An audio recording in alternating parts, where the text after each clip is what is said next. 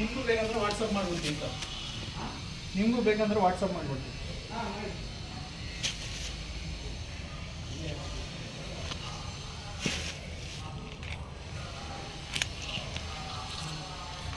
ಈಗ ಗಾಡಿ car charge ಇದೆಯಾ ಸರ್?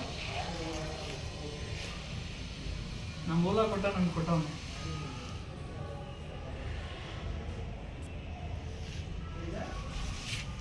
ನಮ್ಮ ಗಾಡಿಗೆ ಟೂ ವೀಲರ್ ಕೊಟ್ಟು ಹಂಗೆ ಕೊಟ್ಟವನೇ ಚಾರ್ಜರ್ ಅಂತ.